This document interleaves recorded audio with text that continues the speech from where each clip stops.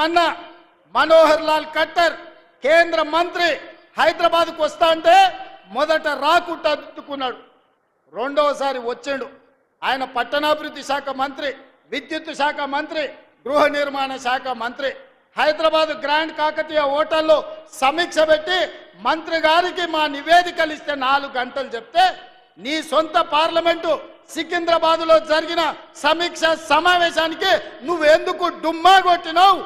నువ్వెందుకు మనోహర్ లాల్ ఖట్టర్ను మెట్రో ఇవ్వమని అడగలేదు? పేదోళ్ళకి ఇందిరమ్మ ఇండ్లు ఇవ్వమని అడగలేదు?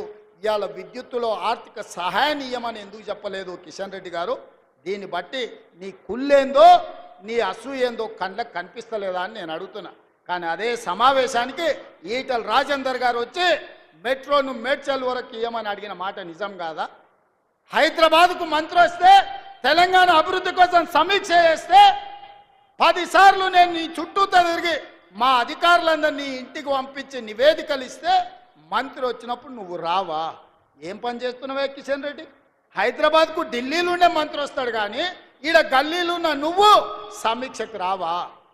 ఇది నీ బుద్ధి, నీ దుర్బుద్ధి తెలంగాణ సమాజానికి అర్థమైతలేదా? ఇంత కుళ్ళెందుకు కిషన్ రెడ్డి నీకు? కడుపు నిండా కుళ్ళు పెట్టుకున్నాడు బాగుపడ్డోనే నన్ను చూసినావా కిషన్ రెడ్డి ఎప్పుడన్నా? కుళ్ళుతోనే కృషించిపోతారు. నీకు నిజంగా చిత్తశుద్ధి ఉంటే 10 తారీఖు నుంచి పార్లమెంటు రాబోతుంది.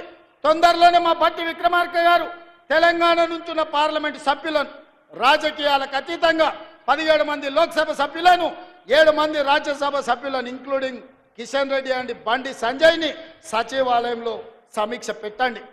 తెలంగాణ రాష్ట్రానికి రావచ్చిన ప్రాజెక్టుల వివరాలు, తీసుకోవాల్సిన అనుమతులను పవర్ పాయింట్ ప్రజెంటేషన్ మీరు ఇవ్వండి.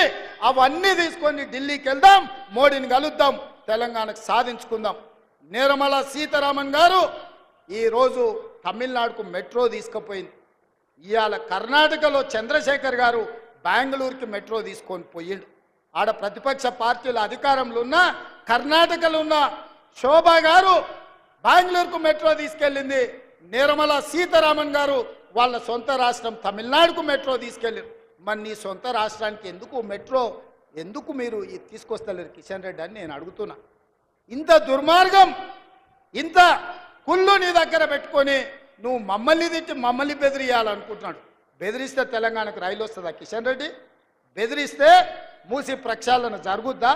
బెదిరిస్తే రీజనల్ రింగ్ రోడ్ వస్తుందా? ఉండొచ్చు నీ దగ్గర, మోడీ గారు ఉండొచ్చు, లేకపోతే ఈడీను సిబిఐ నీ దగ్గర ఉండొచ్చు. ఎంతకాలం భయపడతామే? సావు మళ్ళా రాదు కిషన్ రెడ్డి, గుర్తుపెట్టుకో. సావు ఒక్కటిసారి వస్తుంది.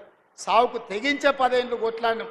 సావుకు తెగించి కొట్లాడినాం కాబట్టి మా కాంగ్రెస్ పార్టీ కార్యకర్తలు తమ రక్తాన్ని చిందించి అవసరమైతే ఆఖరి శ్వాస వదిలిండ్రు కానీ కాంగ్రెస్ జెండా వదలలేదు. భుజాలు కాయలు కాసే విధంగా జెండాను మోస్తే ఈరోజు తెలంగాణ రాష్ట్రంలో మా ప్రభుత్వం వచ్చింది. మేమెవ్వరికి భయపడేటోళ్ళం కాదు, మర్యాదకు మర్యాద ఇచ్చేటోళ్ళం. మేము కొంతకాలం మౌనంగా మీరు చేసే తప్పులను లెక్క కడుతున్నాం అంతే తప్ప కిషన్ రెడ్డి గారు బెదిరించి బతకాలని చూడకు.